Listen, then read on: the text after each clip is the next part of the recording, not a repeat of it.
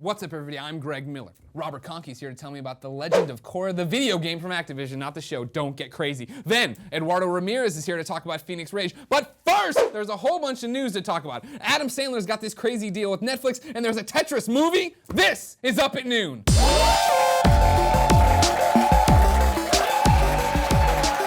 the news you care about with your normal panel of experts. First, making his return to this show, my Italian meatball, Brian Altano. Hi. Whoa! They have you! And over here, the producer/seducer, Nick Scarpino. Hi, everyone. Top story of the Greg, week. Before we do the top story, you guys look thirsty. There's no way to quench a thirst better than some overdrive. That's not what it says. Overcharge.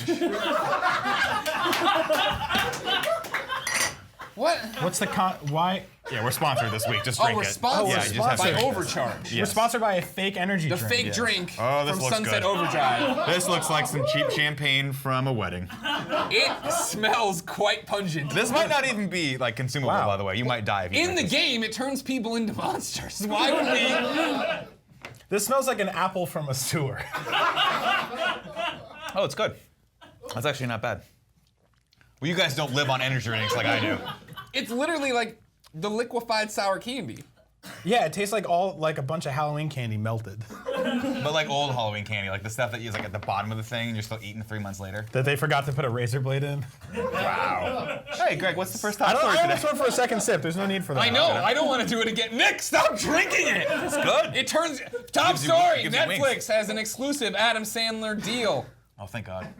Adam Sandler will star in and produce 4 films that will be available 4? exclusively on Netflix. Exclusively on Netflix. Oh, that's good. Now I know what you're thinking, Brian. That means I don't have to watch many them of on a plane.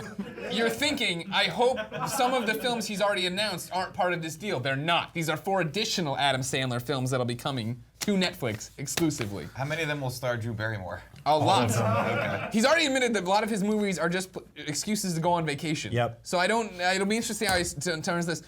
Here's the thing that I found the most odd about the deal. According to Netflix, Sandler's films are consistently among the most viewed by Netflix members worldwide. That's just Happy Gilmore right there and Billy Madison.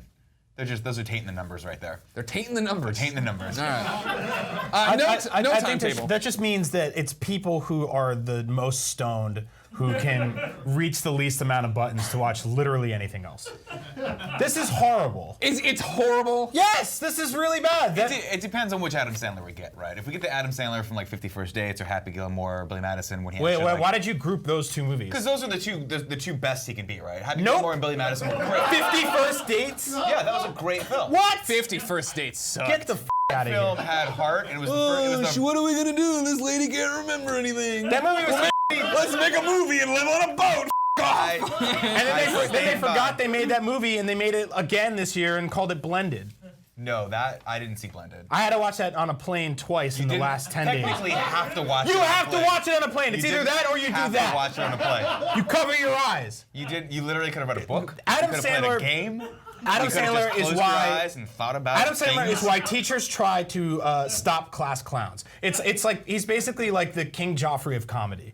Like someone should have killed him at a young age to stop the rest of this from happening. No, I love his old stuff, but like You're pitching the comedy Terminator. I mean, wow. that's a great idea. Somebody comes back and Yeah, well, like sure, a we can comedy sell of it as one of Highlander. these 4 movies for him. Here's my question. Yeah. Is it that we've just gotten older? Like Billy Madison was And all he fart hasn't. jokes and and stuff too, and now he does it again, and we're like, oh, that's. I don't think it is though. I think now he's literally just making the stuff for the mainstream masses, right? Before it was his comedy that came straight out of SNL, and he was doing like, it was all about pranks and being raunchy and all that stuff. Now, I mean, he's starring in the exact same movie every single time with Drew Barrymore, and it's just watered down. That's why I'm saying if we can get, I'm all for it. I love Adam Sandler. If we can get Adam Sandler back with the fire of like even big, I'll settle for Big Daddy. If we can get to that mark, at least there's a little bit of, there's wit and there's a little bit of sharpness in that humor. I we're missing. will not settle for that. I loved his first did you few not like films. Big Daddy? I That loved movie him was on funny. SNL. I thought he was great. I think after that, it's gone. And all the money you throw at the problem isn't fixing it. It's just inflating it and making it worse. What about that time we go? 4 movies. This guy needs 4 new movies outside of the 15 more he has in theaters. What if it were like a quadrilogy? Is that even a thing?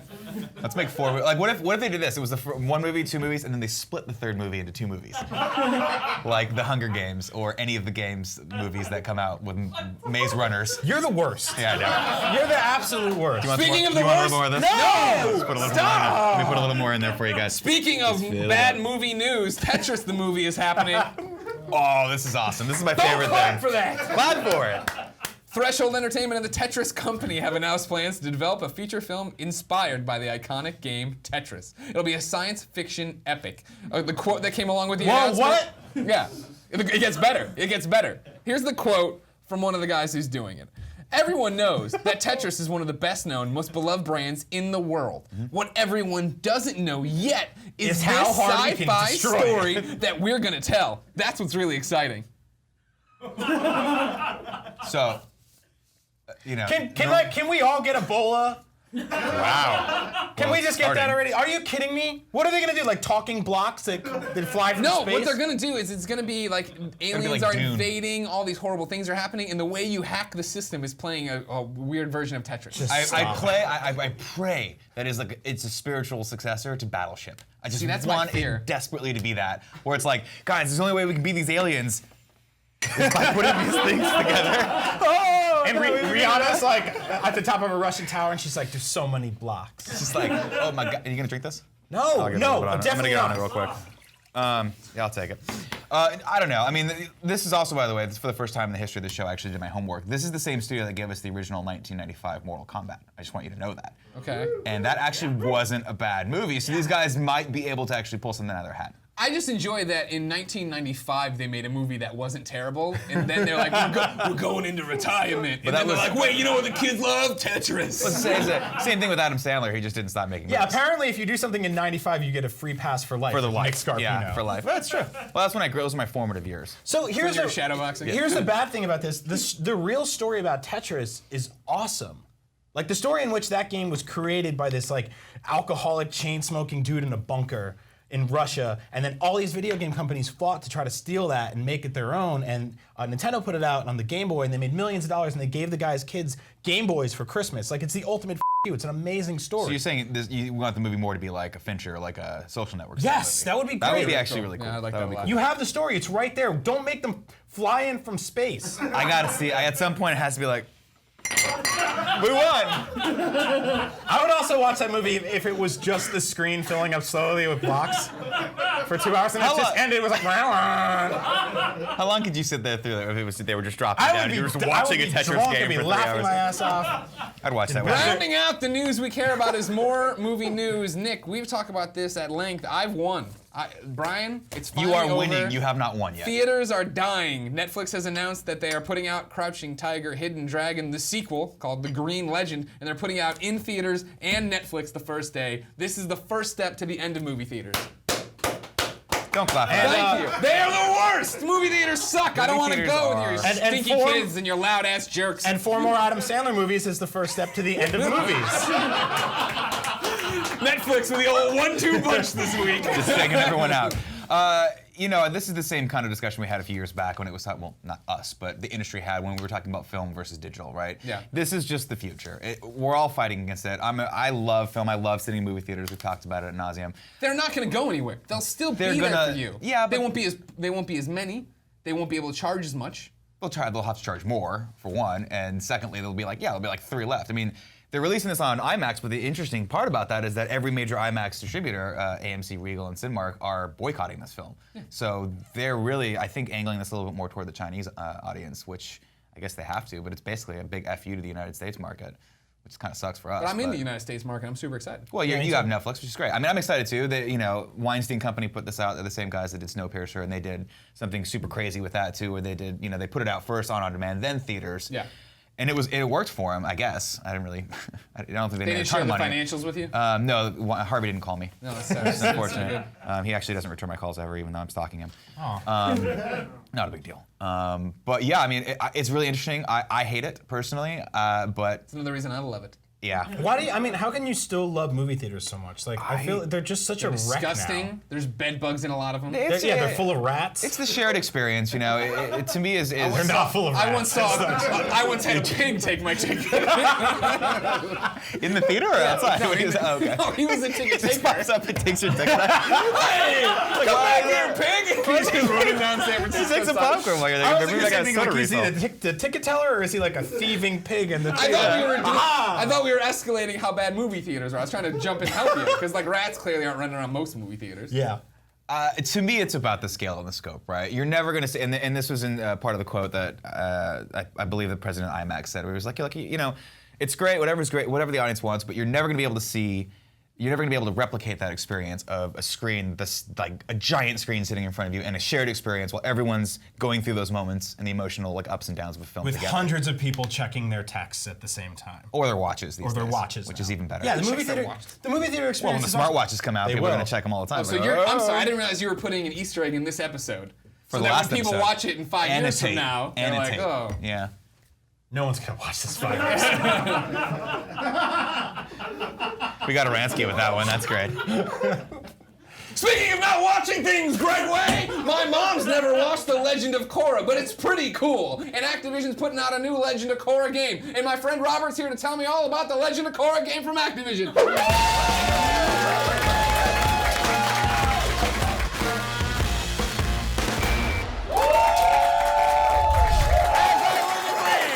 Robert Conkey, how are you? Doing great. How about yourself? Good. You have what I'll refer to as the gangster handshake. Yeah. You come in high and Coming loose. out, You're yeah. up here. Like, Yeah, it's like do that look angle. at that. Yeah. Boom. Dang. Yeah. You grew up in the mean streets of Sacramento. Sacramento. Yeah. If I tell you what. It's You're here to mean. talk about this Activision's Legend of Korra. I'll tell you I right am. now, I'm not a fan of it. Yeah? Here's my problem to start with right now. Legend of Korra, an internet show. Yeah. Where is the up at noon game? Activision's like, well, you know what? We'll throw these anime kids a bone first. Hey, Brian, I don't got families to feed? Brian, you got a family to feed? Not really. All right, then. I guess you made the we're good right to go. choice, Robert. Yeah. So, okay, so my mom's watching. She has no idea what Legend of Korra is. Sure. I'll say to her, Bud Bundy is on it. She'll go, okay, you take it from there. Awesome. Yeah. Okay. Well, Legend of Korra originally is actually a spin-off of, or a sequel, I guess, a sequel to Avatar: The Last Airbender. Right. Which was an incredibly popular, super well-acclaimed show. Yeah. You remember it, Mom, bald guy, the blue arrow. Yep. So super iconic. But basically, the basic gist is there are different countries in the world that all have people that can manipulate elements. So each country can manipulate one specific element. And there are 4 key elements: earth, fire, air, and water. There is one person in the world who can manipulate all 4, which is the Avatar. And so that was a huge epic story. It was super well acclaimed. Everybody loved it. Korra is the continuation of that about 70 years later. And Aang has been reincarnated as a 17-year-old girl named Korra. So Korra is basically the new Avatar, and she kind of has to deal with not only being the most powerful being on Earth, but also being a 17-year-old girl. Sure. So, It's tough, I hear. which is pretty rough, evidently, as we see in the show. So, I listen to a lot of Taylor Swift. I can understand. but yeah, so that's kind of the main setting of Korra, and then the video game takes place within that story. Where? Because this So- is the big thing. Korra's Yeah. been going on for a while. I think the fascinating thing about The Legend of Korra, right, is that it started and it was just going to be this miniseries, and Sure. then fan demand, demanded more, and it kept growing. It kept growing. And now they're starting they just started their 4th season, correct? Yep, All right. we're just about to, yeah. So what are you the 5th season? No. So we are actually happening between books 2 and 3. Okay. And there were a lot of reasons for that. We worked with Mike and Brian on coming up with the story, and they figured it was a part that was really just not explored at all. Sure. And it had a lot of potential. She'd already realized her full Avatar powers, and they didn't want to necessarily explore after book 3 for reasons that became kind of clear. If you've seen the end of book 3. You can spoil it. It's fine. yeah, Mom's so- not going to read the book 3. Yeah, we're not gonna read the. All right, well, spoilers. But yeah, so at the end of book 3, she's kind of in a wheelchair. Makes it really tough to make an action game. Sure.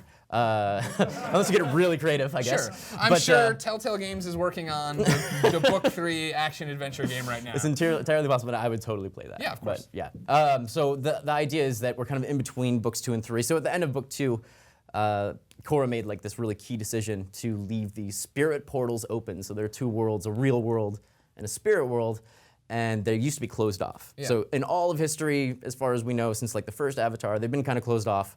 They've been totally closed off. And so for the first time, she's left them open, and there are consequences to that. And so that's kind of what the game's story explores. Oh, nice. Okay, So- okay.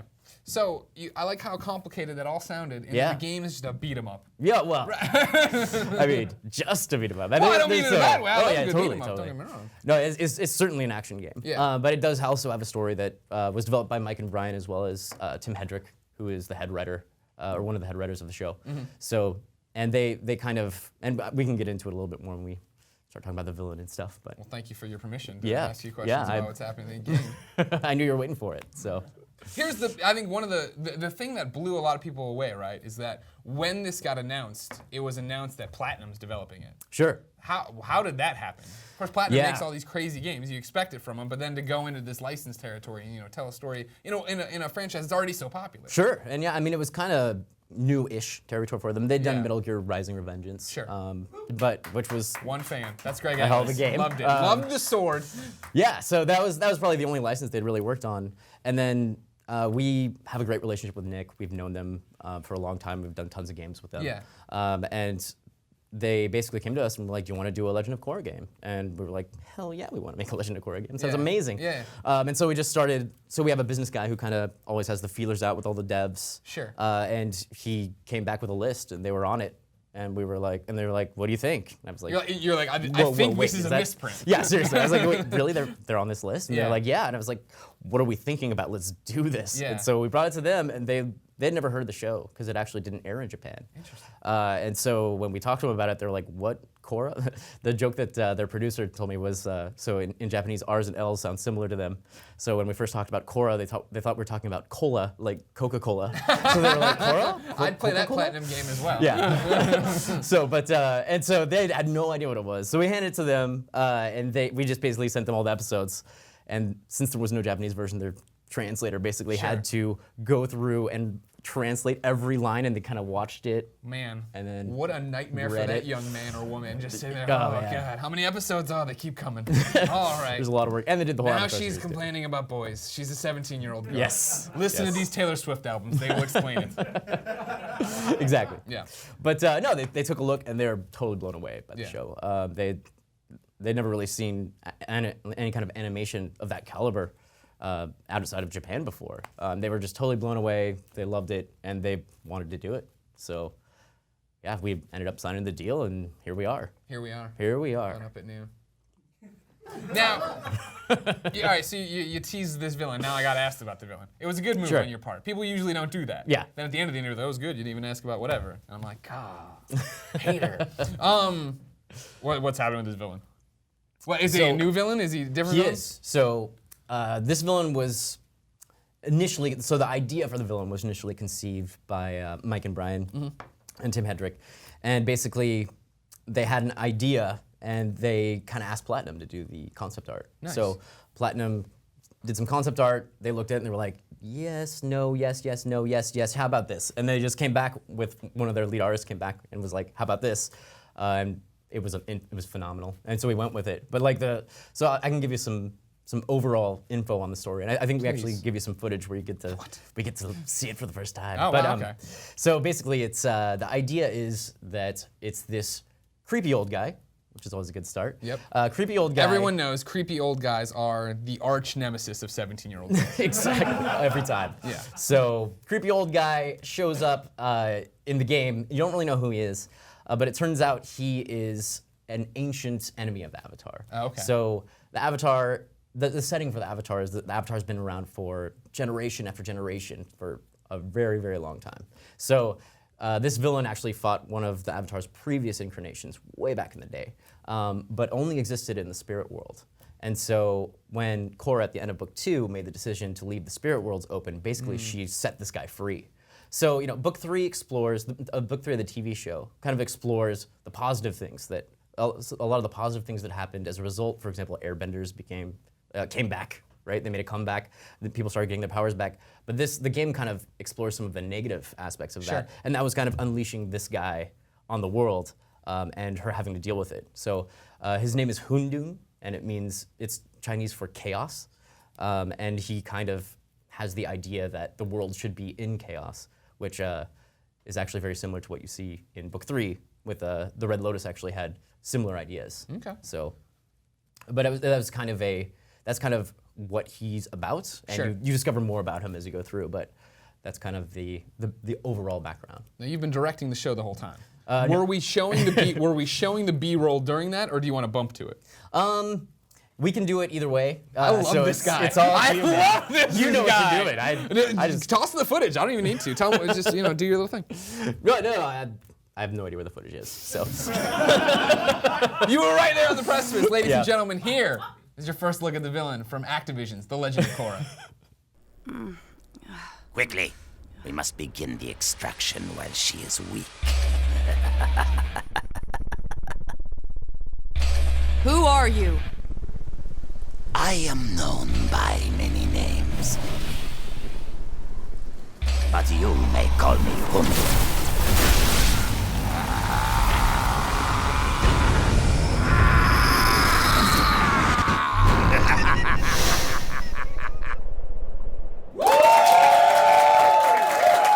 He's creepy. yeah. So here's the thing with you in particular. Sure. You're producing the game.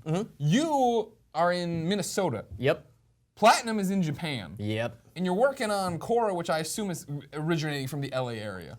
Yes, that is correct. At what point are you like, man, I do not want to this up? Because it seems like there's this huge franchise people Yeah. love, right? Like Oh, this, yeah. this is the Oh, kind yeah. of game you get the littlest thing wrong and they're gonna be on you. I know. So I mean, like, lot of how pressure. does this work? How do you coordinate? It's all on you. You're the producer. You're the fall guy. This Yeah. goes wrong.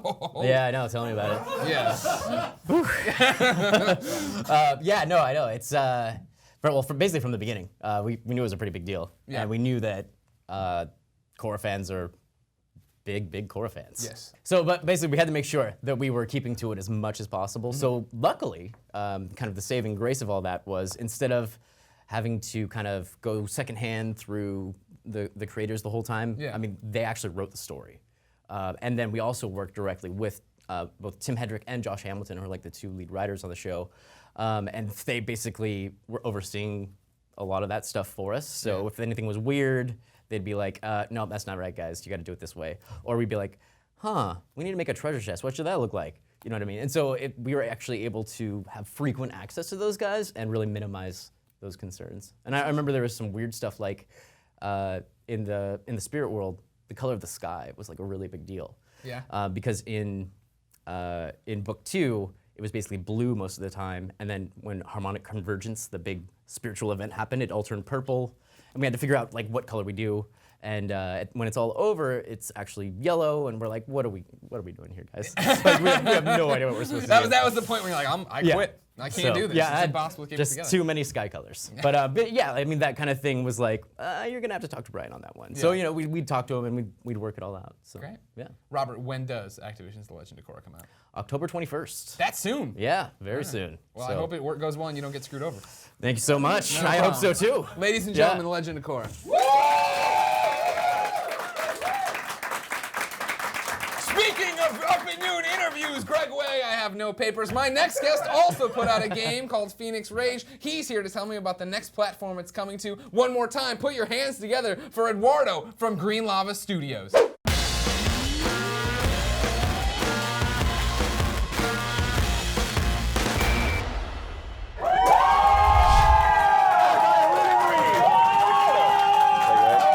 I'm fine. They're into it. Oh, I didn't mean to kill you. I'm sorry. I pointed. People are stoked for Fenix Rage. I have been a fan since I first met you at PAX East. No, PAX. Yeah, PAX East. PAX East. It seems so long ago. Yeah. Now, of course, from your accent, we can already tell you're from New Jersey. New Jersey. Yeah. No, from Costa Rica. Costa Rica, tucked away down by New Zealand. More to the left. Okay, more to no Costa Yeah. Rica, of course, Yeah. home of coffee. We know it well. Indeed. Talk to me a little bit about that. Like, I don't believe it or not. I know that people think I'm some kind of geometric scholar here who knows the globe well. Video games and a career in video games. Is Costa Rica a hotbed for video games? We're like a few bunch of people that is trying to go indie, but yeah, it's not that a big thing right now. Okay. Hopefully in the future. Sure. Yeah. So how did it all start for you then? How did you get into video games down there and want to and see it as a career and a path? Well, since I'm a computer engineer, I know I was trained to make computer software. Okay. But it's kind of boring, so I switched to 2D graphics, make some programming, and I realized that I wanted to do that for the rest of my life. So. And it was that easy. You just threw it all away. We're always going to need a Microsoft Word and Excel. We won't always need a Phoenix Rage. You know, that's what I'm not saying. from me, you know. Excel. No Excel for you? No. Okay. So then, did your family freak out when you're like, well, I'm going to hang it all up and go after this now? Totally. Yeah. Like, what is that? They don't know that you can actually live from that. But, you know, Costa Rica is like, you know, coffee, pineapples. Yeah. But yeah, more than that. I didn't know pineapples were a big thing in Costa Rica. Yeah, actually, like 5 years ago, it's a big thing. Okay. Yeah. All right. I learned something new and up at noon. Pineapples. So then, how long ago did you make this change to where you're going to go full on video games? That's your life. Oh, but that was 4 years ago. Like, I decided to found this studio out of nothing, but I made it. But yeah. It was No, you know what? Well, yeah, no, clap for him, sure. But I mean, that's just like, well, 4 years ago I decided to make a studio, and that was it. No, I don't. It is How does that work? You don't. That's your first step, you know. Yeah. Okay. So, but I mean, you all by yourself. You're like, I'm gonna start making games, and then you started making games, and you made this so one. we're 3 guys. Okay.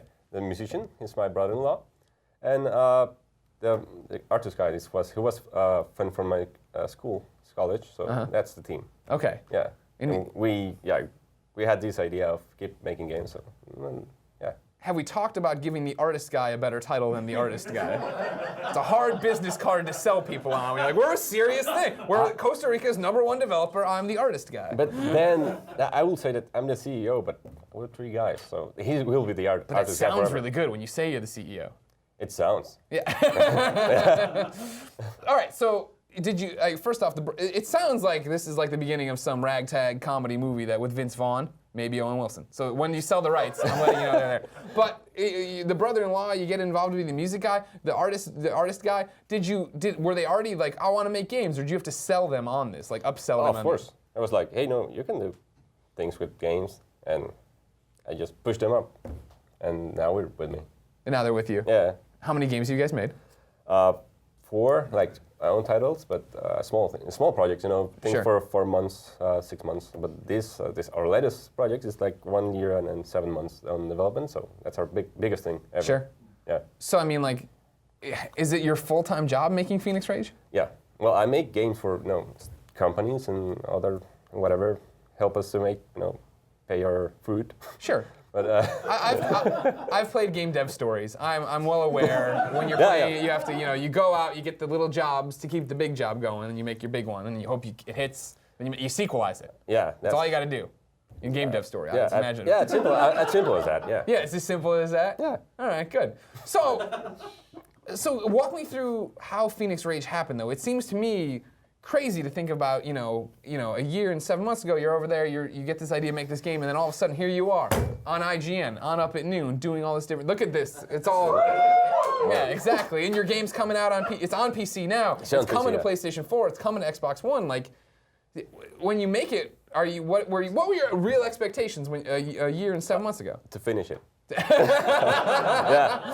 The Sony, the PlayStation 4 and the Xbox One, they just came up. Like, really, it escalated quickly because this year we were at GDC with no idea that we can actually do that. Yeah. And it was pretty, interesting for us. Sure. Yeah, it's like the first time Costa Rica industry is in the next gen consoles. Right. Yeah. So you're a national treasure to Costa Rica. Yes. No. Have you met the Parliament of Costa Rica? The Parliament? President?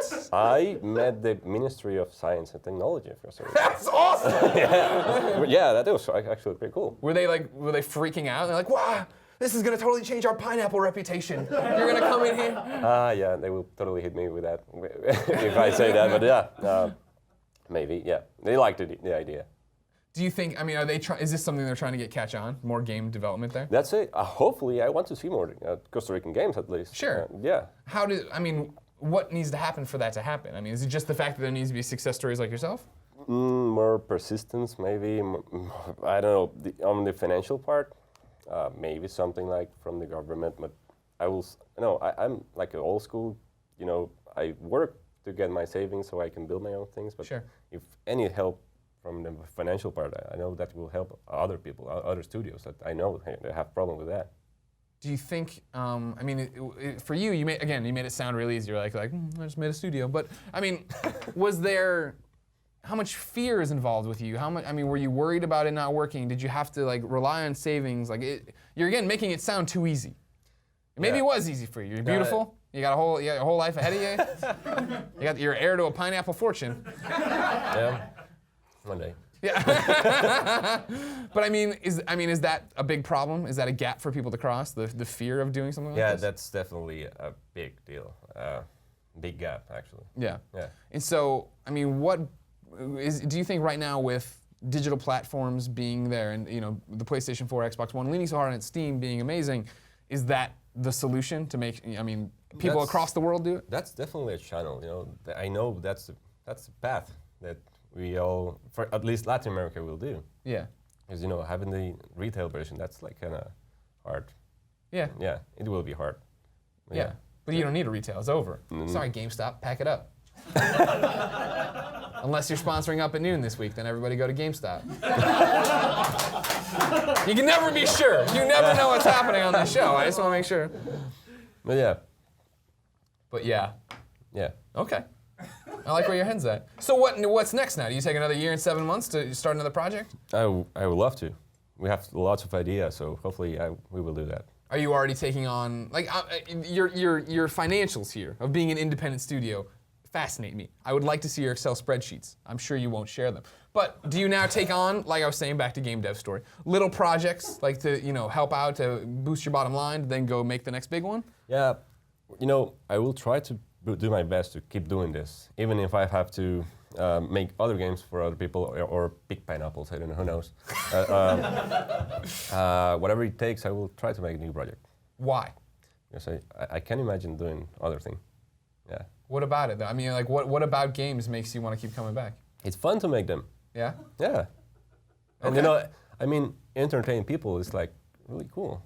Or hopefully in the future being part of the child's memory, that's awesome. That's a good point. You made a good point. All right. Now, here's the thing. Of course, it's on the PC.